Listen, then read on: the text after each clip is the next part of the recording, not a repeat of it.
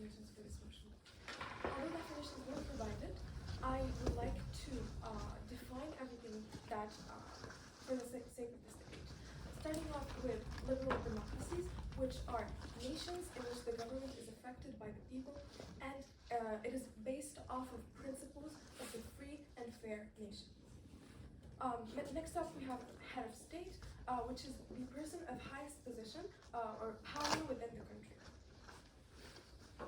So we have already been given the definitions of expedited processes and Maximus consensus, but just to refresh everything, here we talk about the speed of which the government works, and here in this case it would be the expedited processes, and then the uniformity of which the government works, which is again the Maximus consensus. Okay, so for the framing of today, we believe that the heads of state should be prioritizing expedited processes over consensus building, and we do not believe in abuse by the government. So liberal democracies have rules, and they have checks and balances that prevent abuse, and we fully support those. In this respect, we support the expedited processes, but only within the rules of liberal democracies in itself.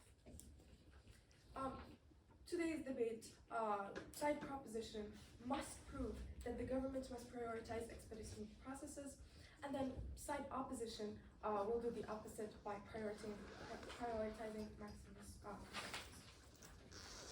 Because the motion talked about prioritizing, neither side is meant to prove that the problem they are not defining is a problem, or only that it is not a priority, so to speak. Let's take an example of the United States. The government power there is actually split between Democrats and Republicans in such a way that agreement between these two parties is the only way to pass any law. So here, consensus building is the only way to expedite processes of passing laws. All right, so moving on to arguments.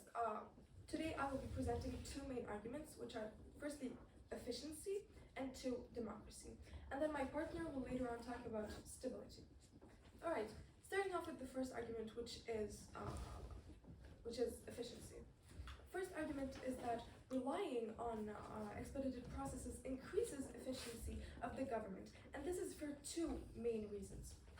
The first main reason is going to be that the government has a lot of things that they need to do, and so wasting time holding agreements with other parties after a majority has clearly been formed is actually burning valuable time that should go towards solving the nation's many problems. So wasting time is not something that we want to do when it comes to these types of matters.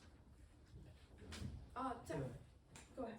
What kind of problems are we talking about? We believe there are emergent and non-emergent problems, and in the case of emergent problems, there are strong institutions in these countries. Why cannot they make the decisions emergently,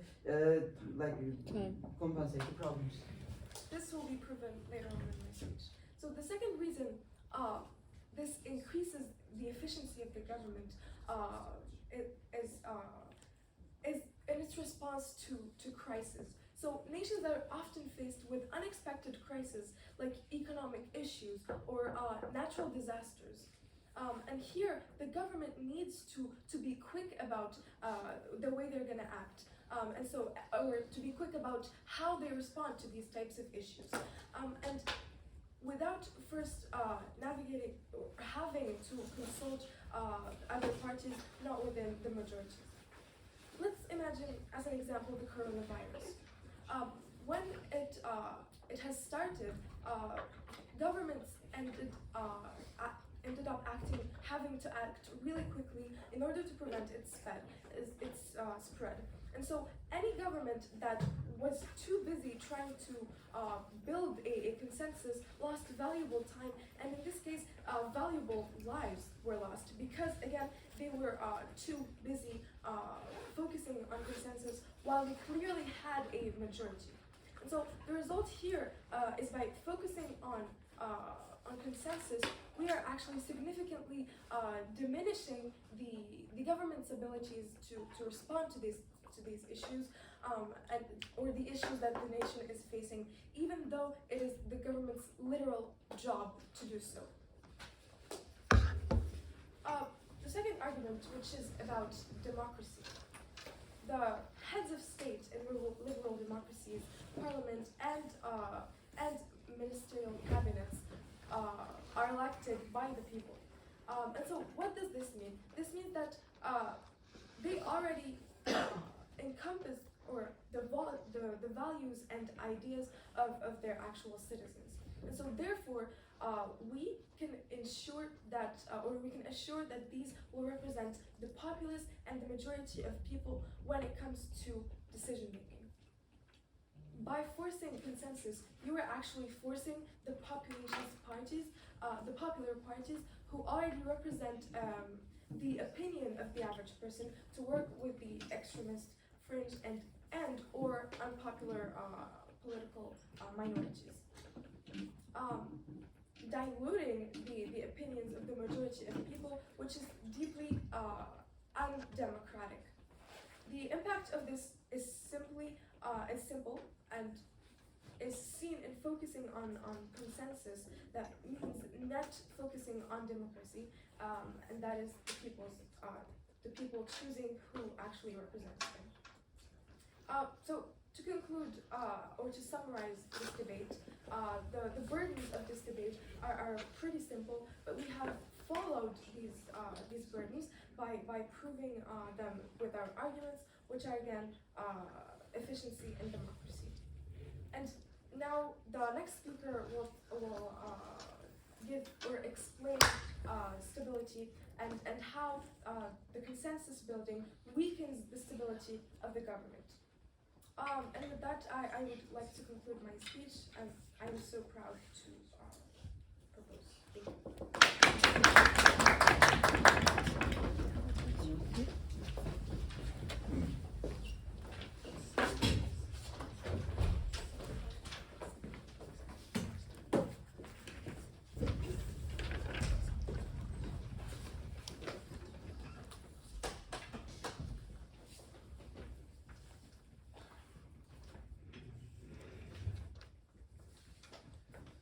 If everybody is ready, 3, 2, 1. Let me give the plan for my speech. Firstly, I will bring the new framework with an emphasis on the institutions in these countries and the political structure in these countries, other than the binary structure, as in the case of the United Kingdom and the United States, because there are many countries which have multi-polar political systems, such as the France, Holland, and Germany, and our arguments will be effective for all of them. Secondly, I will explain why representation is the most important component in a democracy and how we will achieve it, but not the proposition. And after me, Emir will explain how the consensus-based system will decrease the political and social polarization, so it will lead to a better policy-making process. Let me start with my new framework. First, strong institutions. Talking about the liberal democracies, we know that they have a history of democracy and they have witnessed problems throughout since their establishment. Turkey was a relatively new republic. It's a new democracy, actually, not republic. And it has a knowledge set of 100 years. When we look at the other liberal democracies in the Europe, in the North Africa, or like in the case of the America, we see that they have long history and they have witnessed problems throughout the history. As they have witnessed problems, they developed strong institutions. For example, they came with the example of the COVID outbreak. We were going to play it as well. In the case of the COVID outbreak, all countries have certain guidelines to make the emergent decisions. For example, the banning of going out was in the guidelines of all countries, including Turkey and all South Asia and Europe. In this case, we see that most emergent decisions could be done by the strong institutions. I will take it later on. the most emergent decisions could be done by the institutions, and since they are not affected by the political parties due to their certain level of autonomy, we will not get the damage they claim that we are going to take. Please. Is your argument here that the response to the coronavirus did not depend on the passage of laws? Yes, the most emergent decisions were not dependent on the laws because the banning to go out was the most emergent decision. But the policymakers came into play when we talk about the vaccination policies and how we are going to deal with the economic crisis created by the coronavirus. And I think this is the most important part because emergent decisions create basic and short-term effects, but systemical changes which are done by the policymaker create systemical and long-term effects. I will explain it. Secondly, we agree with their understanding of prioritization, and in certain cases, in the like 1% of all cases, there may be the practice of expeditation, but it will be still less effective than the consensus-based system. Emir will expand on this. Let me categorize the decisions into two categories and explain their nature. Firstly, there are emergent decisions and there are non-emergent decisions. In the case of the emergent decisions, we can talk about national security problems and such as the like the outbreaks such as the COVID pandemic. In these cases, I already explained how strong institutions could make the first intervention and we could decrease the damage. But the second category is, in our opinion, more important, which are the non-emergent decisions, and they constitute the 99% of all the decisions. For example, how we are going to arrange the education system, how we are going to revolutionize our health system, or what kind of social democracy we are going to be, taxes, I don't know, all these systemic decisions. And since systemic decisions last longer and impact more people in a wider time interval, they are more important in our opinion. And most importantly, we don't have to rush to make them because there is little difference between changing the tax system this year or next year. If we are going to create a better tax system next year or 2 years later, then it's better than reforming it into a worse way. I will not take any further POIs, thank you. In this case, we see that non-emergent decisions are more important. I already gave the examples. And let me explain our first argument. How is consensus-based political system will increase representation, and the increased representation will lead to forming better policies. I will explain it in 3 main points. Firstly, the representation of minority groups. Proposition claimed that the most popular parties will dominate the political system. In the consensus-based system, we certainly disagree because it's the case with the expedited system. When you require 40% of all politicians, parliamentaries to make the decision, then the government, the majority party, could dominate the system because it can take all the decisions by itself without the support or the ally of any opposition. In this case, when a party gains the basic majority, 50% plus 1, then they can make all decisions by themselves. But when we use the consensus-based system, maybe we could increase the threshold support to 70% of all the speakers. Then the major party have to negotiate with the other parties, and it has to take their opinion, maybe compromise from its policies. It has 2 unique benefits. Firstly, in the other case, the minority parties will not be able to interfere into the decision-making process at all because they will not have enough support. But in this case, even a party that gains 10% of the votes or 5% of the votes will be able to intervene into the system because the majority party will need them to join them, because otherwise they will not be able to achieve the high threshold or the consensus threshold we have set. In this case, since the democracy is built upon the base of representation, and we cannot represent the minorities in the expedited decision system, now they will be represented. Why is it important? Because it will lead to better decisions and more suitable decisions. Better decisions refers to the decisions they are taken with a greater knowledge set. Maybe a certain party could know more about the demographics of a minority group in a country, or a party could have a greater knowledge regarding the immigration policies of this country, or they might represent the historical tradition in the politics of this party. And without gaining these parties, we could not expand our knowledge regarding the certain population groups, so we cannot optimize our decisions. When we take that, we will both optimize our decisions, and secondly, it will be more suitable for the minority groups, because otherwise, if the majority party was from a certain ethnicity group or a certain regional or religional group, and the minority party isn't, then the decisions of the majority party could be neglected or could be resisted by the other party's supporters. Because even in the case of that, it was not a disadvantageous decision for them, they will perceive it this way, so they will be less reluctant to obey the law. For example, they will postpone their vaccinations even if they don't resist to. Secondly, no, I will not get into the second part. In my speech, you have seen the new framework for the game, which based upon the strong institutions and characterization of the decisions taken by the political parties. And secondly, I have explained how consensus-based system increase the representation, especially for the minority parties. Thank you.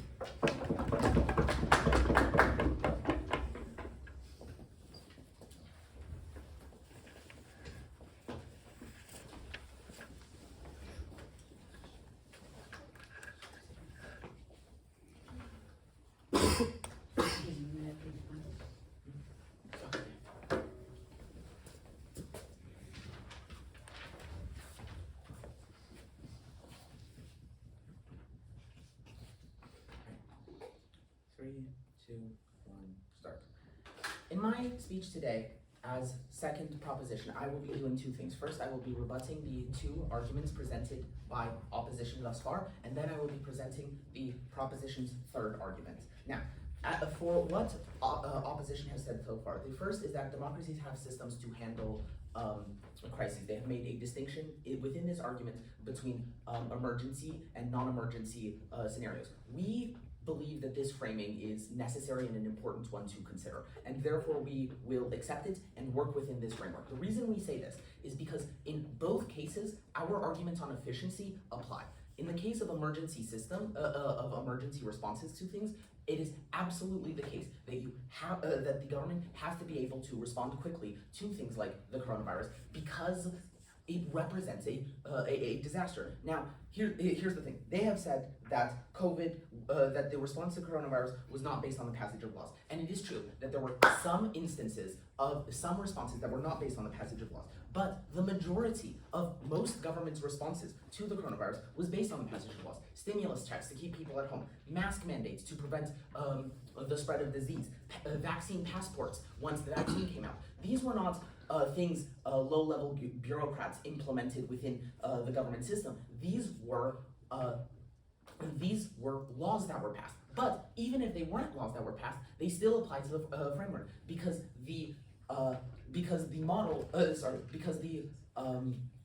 this House believes that consensus building should also apply to the members of the government, not just the elected ones, but also the members of the cabinet, which are not always elected positions. For example, in the United States, the members of the cabinet are not an elected position. However, so if consensus building were also to apply there, then now we're dealing with unelected bureaucrats, which is what you were talking about in terms of the response to the coronavirus, still having to focus on consensus instead of efficiency. Now, let's move on to the non-emergency decision, because this is where I believe that our efficiency argument actually shines through. The point of efficiency was that the government has a lot of things to do. And in fact, you mentioned this in your own argument, listing off the many priorities that the government has to get through. If they are wasting months on end negotiating with other parties, when they've already formed the majority necessary to solve these problems, then how on earth do they then have the time to go through each one of these problems? And let's not forget, you mentioned specifically the tax system. Many countries around the world, such as Germany, such as the United States, such as Canada, require a yearly budget. This is not something you can, we'll handle it next year. No, the budget needs to be determined on a year-by-year basis. This cannot be just, we'll handle it next year, because next year is too late.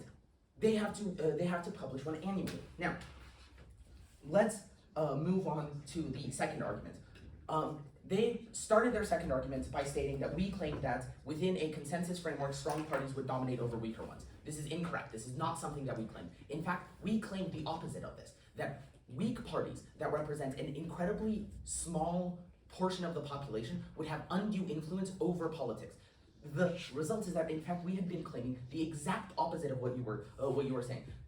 Minor parties, minor far-right parties that have been seen surging throughout Europe, such as the farmers' movement in the Netherlands, end up getting way more influence than they should, because even though they represent, as you mentioned, 5% of the population, they are a requirement to join into government. And in fact, this leads very well to our two propositions' third major argument, and that is the stability of the government. When we rely on consensus building, we give ideologically opposed smaller parties, that is to say, parties that are small but that oppose the ideological vision of the larger parties, we give them way too much influence within the government system. How can I say this? Well, because creating an agreement between the larger parties and these many small parties requires giving of concessions, giving these smaller parties concessions to support the larger parties' agendas. As a result, you end up with small parties dictating very unpopular policy positions in order to get fewer of the popular policy decisions that the majority was already elected on. Now,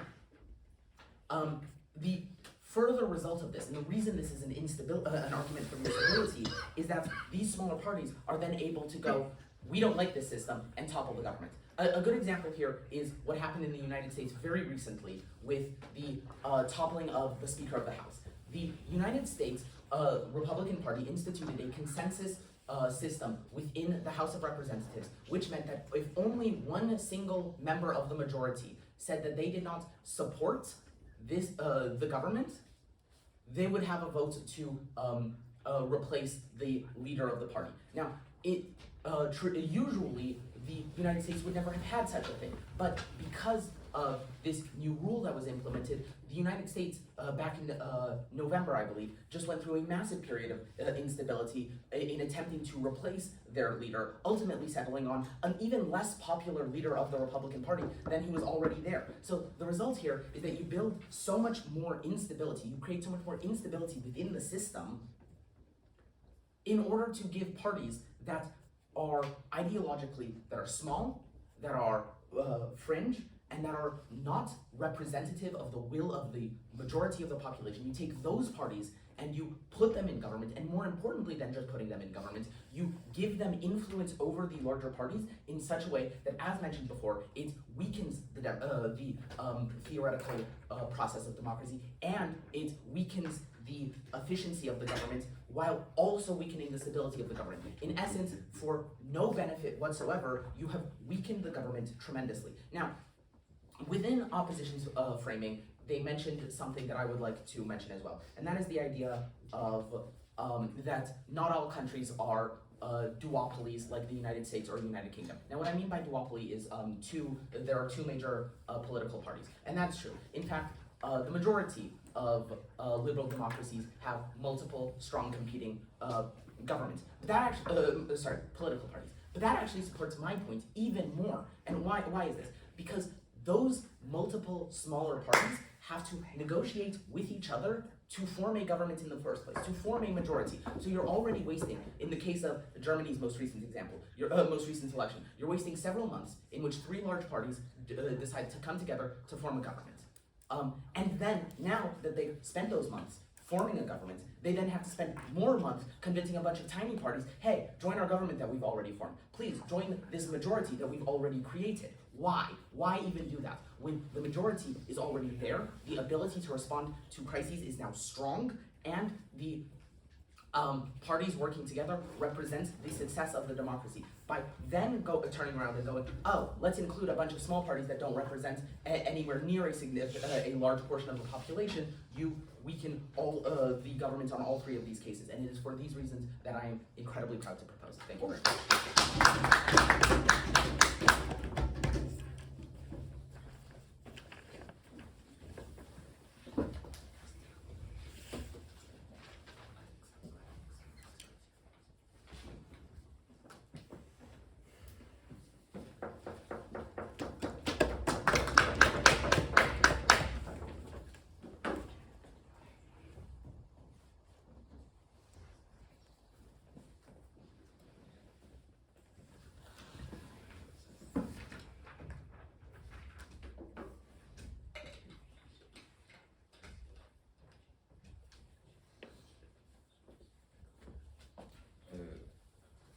Firstly, I'm going to start with two rebuttals.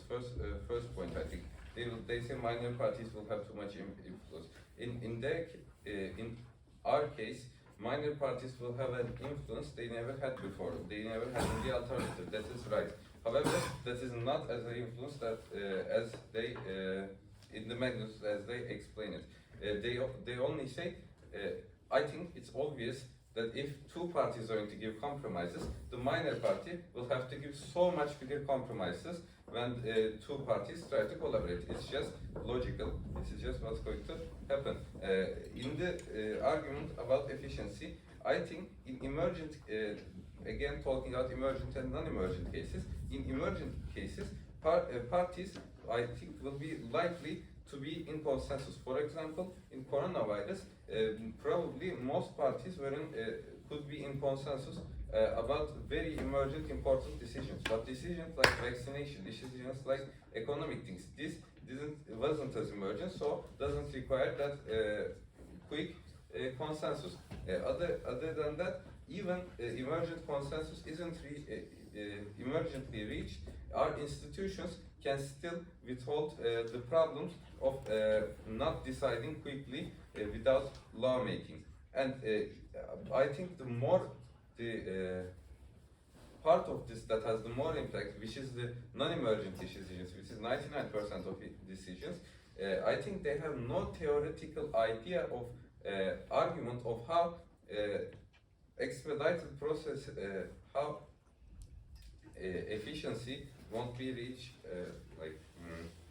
I'm confused, but I'm going to say they only give the example, budget example. Okay, budget example is a very manipulative example. We are prioritizing consensus. Doesn't mean that we will do the budget in 1 year. It is just not feasible, and no government will have a mechanism that allows that. We will obviously change in here, prioritizing whether consensus or whether expedited process is that whether it will be decided in 1 week with 40% of votes of politicians, or it will be decided in 3 weeks, possibly 1 month, possibly with 70% of politicians. If they say this will take as long as they do, they should prove that politicians will never be able to collaborate, or that there is some dynamic that leads to these things to take long term, even in non-emergent cases. But they have no theoretical backing in this argument.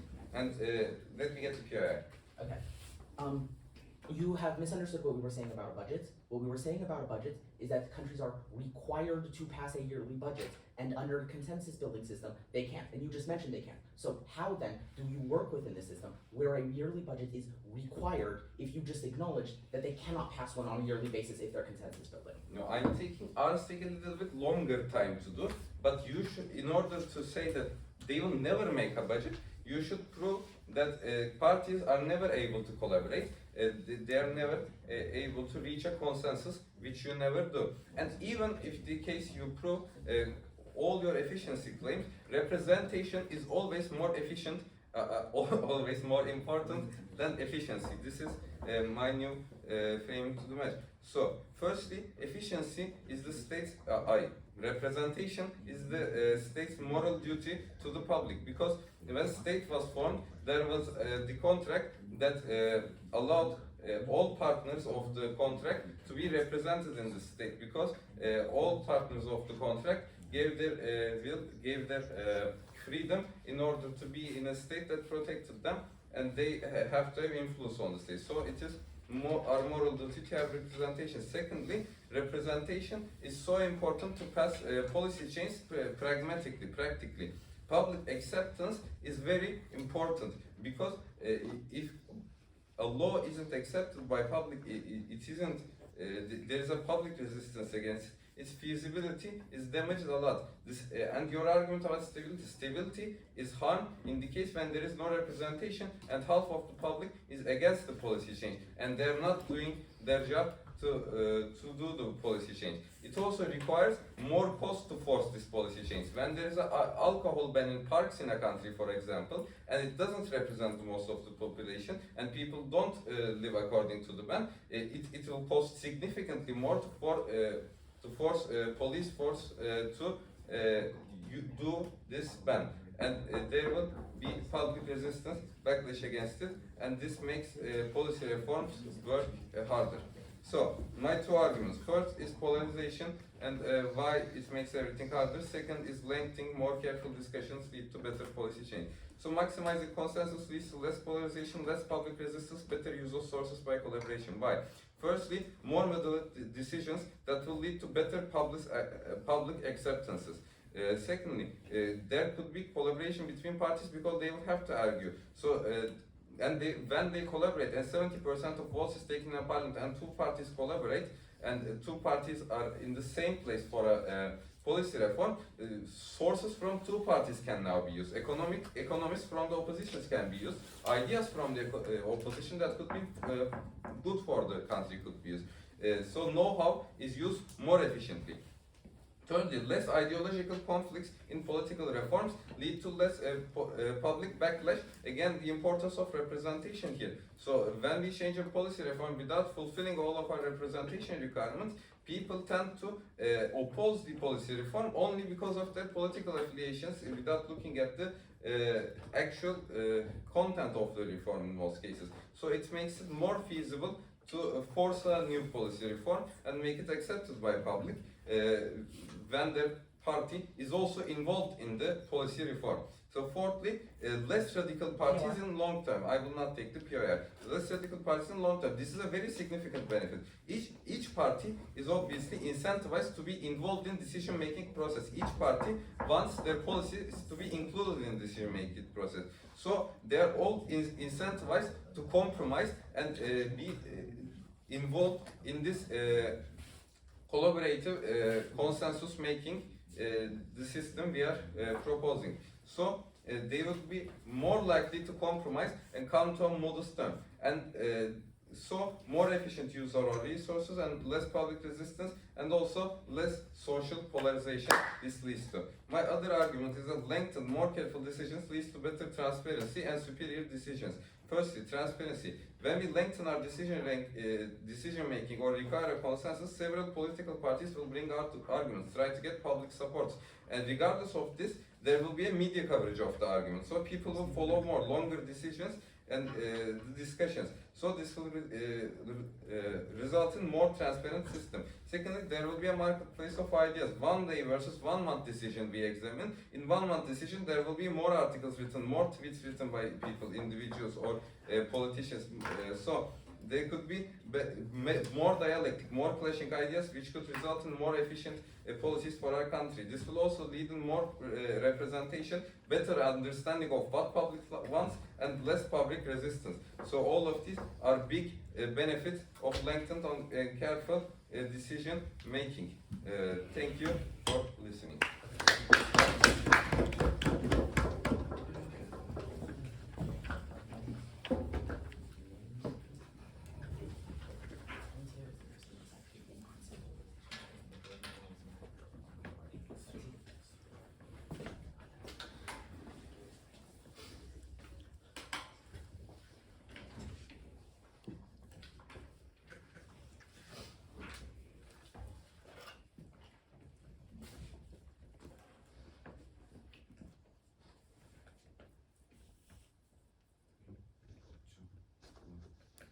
Today, all the opposition had to do is one thing: to prove that their side of the motion is, in most aspects, better than us. Hence the word privatization in the motion.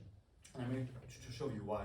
In failing to do so, they've already lost this debate, fair and clean. So today, what I'm going to be doing is going through every single one of their arguments. I'm going to be giving our rebuttals, and I'm going to be adding my own points, and then I'm going to be going through our own arguments, what they and their futile attempts at rebuttals, and then some added examples, some added proofs that our arguments stand strong in front of their attacks. First of all, I'll be going through their arguments. So the first argument was about emergent versus non-emergent. The first speaker had mentioned a specific figure, which was 1% versus 99% of the cases. That is a statement that was pulled out of imagination, that has no basis in real life, and that does not make sense, as no evidence was put forth. And as we had mentioned, this is a contradiction because in opposition points, they had mentioned how government has so many problems in non-emergent and emergent issues. If that is the case, why would you waste time with consensus building if you can simply go through it fast and save those resources in dealing more in depth with these issues? Then they had mentioned abuse and representation and about ignoring the minorities when it comes to political ideas. And what we had mentioned is that we have never claimed that smaller parties will disagree. All that we have said is we do not want fringe, extremist, and or politically underground parties and ideas to influence the broader narrative of a country. Because what democracy is, in a liberal democracy, the people that take choices, and the choices taken by the country, are supposed to represent the will of the great majority. And in their case, that is not the case, because you will allow these very small countries to have, political parties to have a big effect on the outcome of choices and of the narrative of a country. And what that does is it ruins democracy, and their position, as I just proved, is extremely undemocratic. Then they have spoken, and as I've said, representation is not always good, and then they had spoken about how duopoly is bad, and not duopoly is bad, how we are cherry picking the countries which there are only two major political parties, and that if you look at other cases, that's not true. What we're saying is no. For example, let's look at Belgium and Israel. These are countries with a lot of parties. Yet if you look at it, even in this case, our point still stands. In fact, it stands even stronger. Because what's going to happen when you only care about consensus? These political parties are going to be going up to other ones, begging them to group together, and then abuse is still very much being done. Then they had tried to speak about budget and how they can take their time when talking about like setting the government budget, but that is not true. Every single country is required, legally required, to like set an annual budget before the term year begins, and you cannot have more time or whatever. Then their fourth argument was how resources will be more efficiently used if inconsistent, because we're going to be together. No, opposing parties are opposed for a reason. They do not agree, therefore they are not going to work together. Therefore, this argument is pulled out of nowhere. No. Their fifth argument was about polarization. You say having more parties work on a law means people are more likely to accept them, but people in the majority would be mad at whatever is passed, because again, point of a democracy, because this debate happens in a liberal democracy. Liberal democracy is about representing the ideas of the greater majority, and in opposition's case, that is not what is being done. Everything that is being done is not for the majority, rather we over-amplify the voices of the niche and of the extremists, which is not what you want. Then, when it comes to our arguments, we have put forth three main ones. First being efficiency, how we have a lot to do, as a government has a lot to do, therefore there is a scarcity of time. What does scarcity of time mean? What does this entail? Scarcity of time means we have a limited time to work on things, and resources are not unlimited. Therefore, we have to allocate them the most economically and the most efficient way possible, and that is what we're going to be able to do if we get rid of this law-passing procedure more fast. Secondly, I've spoken about crises. So, on the point of scarcity of time, they had not responded to it at all, and the impact of that is they agree with us and they know that we are right. Then about the crisis point, they have spoken about how the response they had given. We had mentioned COVID as an example. They had responded with, "Oh no, COVID does not rely on law passing." Well, the majority of responses to crisis come from law passing, and even if in case of COVID, some countries were not the case. The fact is, most usually right-wing parties were against masks mandates, were against vaccines, etc. Therefore, they can affect national security, policy making. What that does is put the population in danger. That is a world the opposition wants, and that is not what we want. We want the most safe, the most secure, the most efficient response possible to any crisis that we might face. I'm gonna give two extra examples for that. No. The first example is Japan. For example, Japan deals a lot with earthquakes, deals a lot with tsunamis, and this can be applied to a lot of countries in the world. In those cases, are you just going to wait for consensus to do whatever? No, you are not. It is about acting the fastest way possible to save people, because that we are in a time critical, you know, time frame.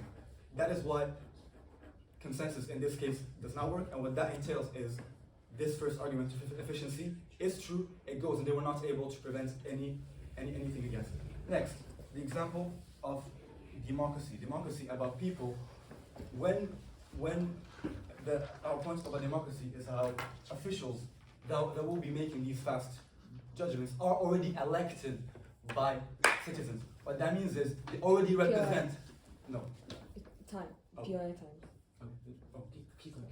What that means is that the officials that are up already represent the average person's ideas, average person's values. I'm gonna give an example for this. Switzerland. Switzerland is a country that relies a lot on consensus. And one consequence of this is that people do not take elections seriously. People do not go to vote, because in people's minds there is no point to going to vote for a majority party, because either way there's going to have to be consensus, and the number of parties are set. Therefore, whether party A, B, C, D, or E gets voted, at the end they're all going to have to work together. Therefore, the value of the vote goes down. Third, about stability, argument for stability and how small parties have too much power. And the example given about the Republican Party leader being thrown out every time, no response to it. These two arguments, democracy and stability, they give no answer. The impact of this is that they agree on these two fronts, and since that they did not give any rebuttal on any of our three arguments, although their arguments have been disproven, I've already won this debate. I'm proud to oppose. Thanks a lot.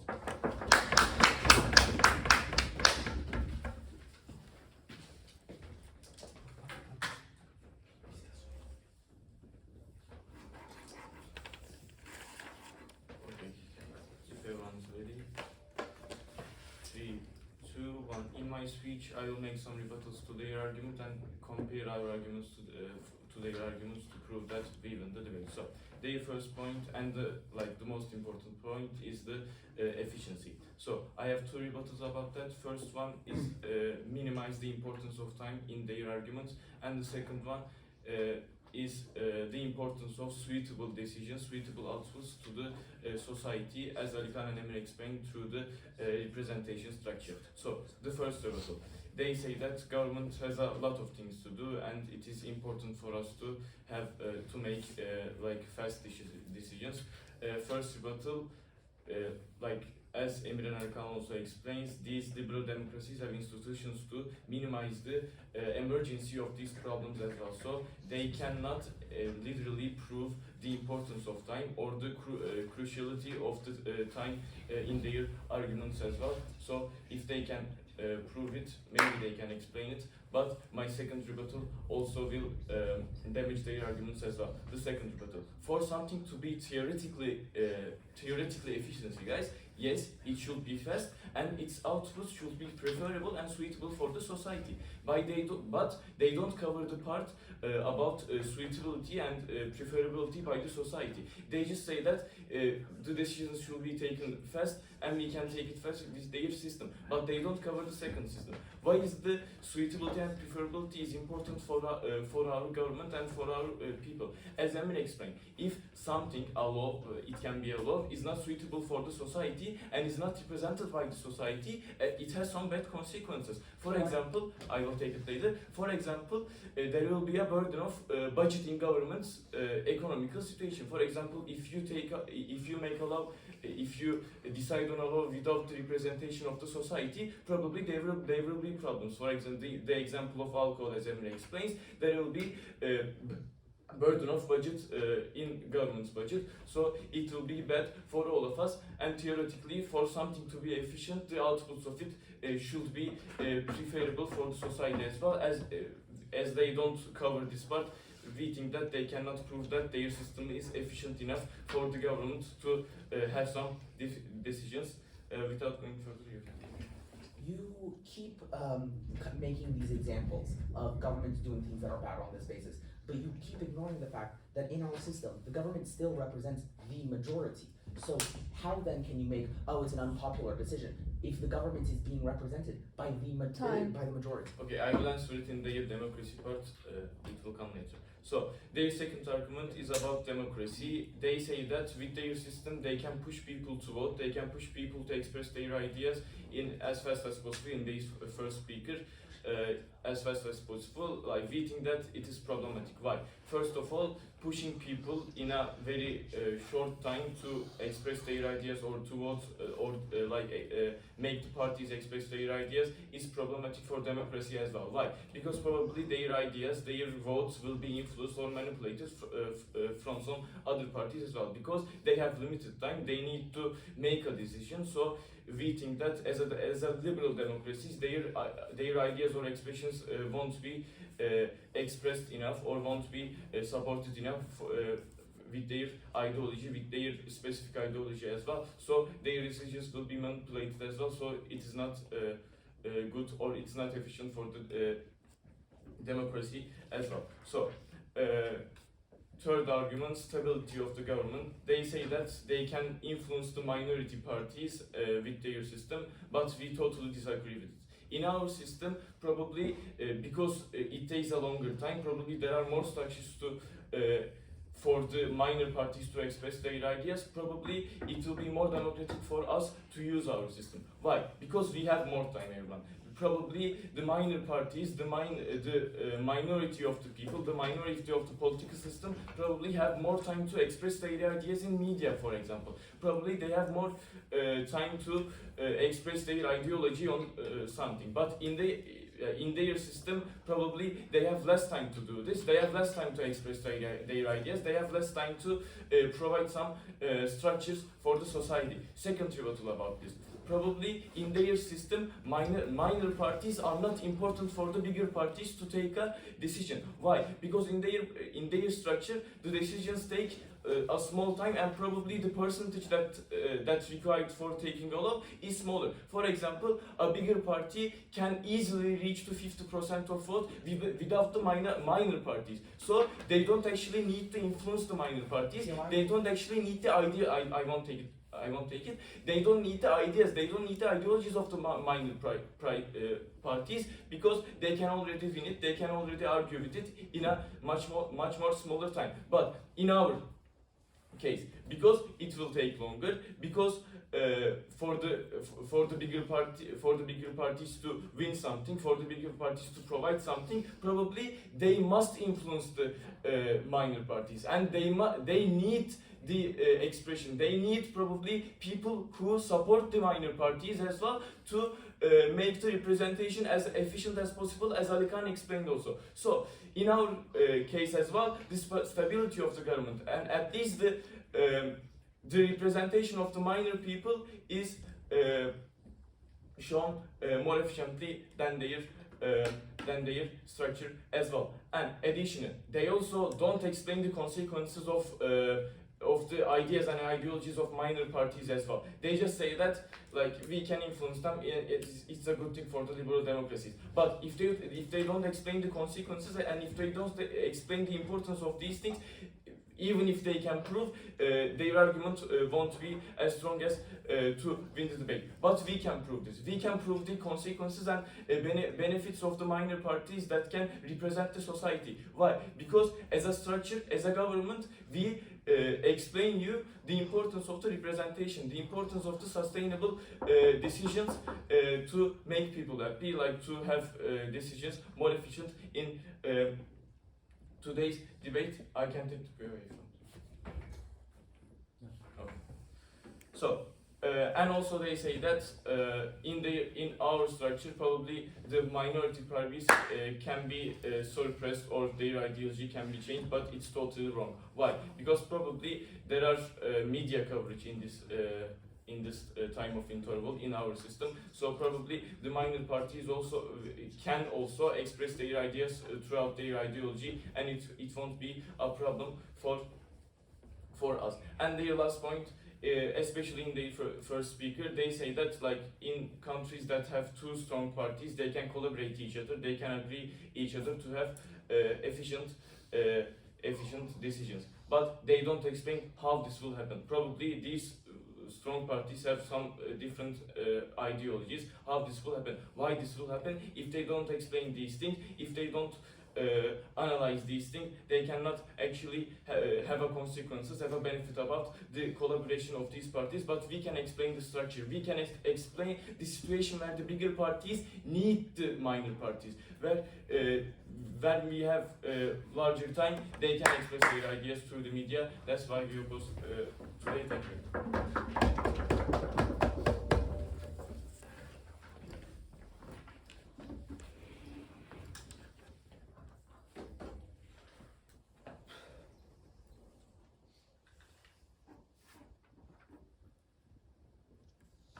Please tell me when you are ready.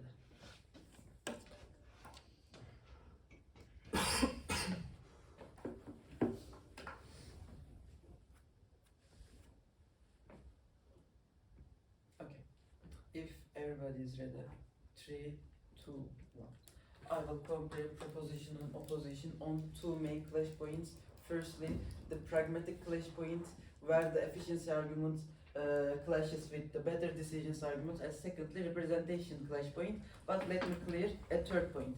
There is no ethical game inside of the proposition. When we bring the argument of the social contract and tell that a consensus-based system is more ethical due to the principle of inclusivity and the right to influence the democracy of the minor groups, they cannot answer this question. So they implicitly accept that our system is more ethical in nature. They could still win the argument if they could accept this ethical thing, but they would have to prove that the exploited system, the fast-paced decision system, could be more pragmatic, but unfortunately they can't. Let me compare efficiency argument with better decision argument in one structural way with reference to reasonings, and secondly on a contents-based way with reference to the criterion created for the both arguments. In the case of the efficiency argument, firstly, it lacks the mechanism. Why? Because there is a problem about the definition of efficiency at the beginning of the play.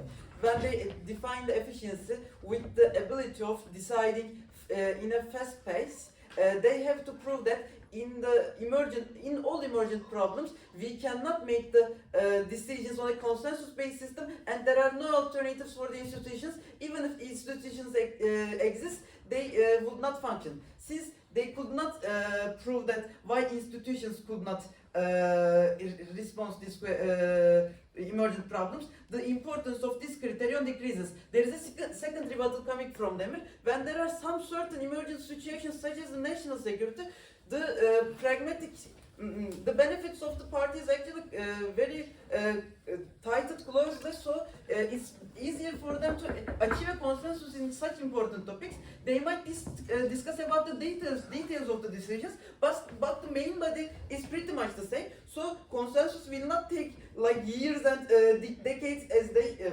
propose.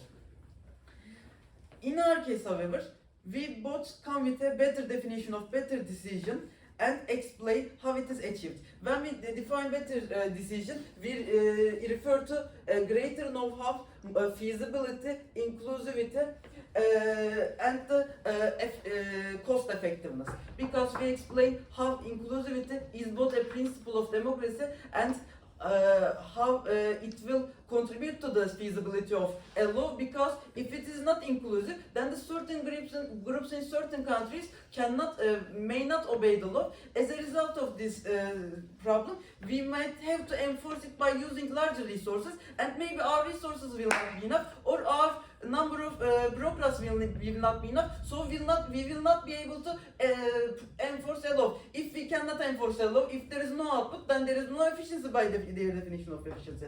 However, in our case, when we bring the better decision, we prove that better decisions could be created by the greater know-how of parties, public and media combined, because dialectic occurs and there is a marketplace of the ideas. And secondly, the parties will have motivation to collaborate, unlike they claim, because the parties want to create policies, because they will have to get the votes of their voters in the next election as well. They have to change the world in a way, because they are a political party. It's their inherent reason of existence at the beginning of that. If they cannot collaborate, they will not create any policies. So it's something they do not want. In this case, Okay, let me explain everything from the beginning. We won the representation side because we bring with the motivation for the representation how the minor parties will have a motivation, the dominant parties will have a motivation to collaborate with the minor parties in our speech, and we won the pragmatic side, and ethical side is unanswered. Thank you, sorry for a long speech. I know that you don't want right, but I wanted to complete.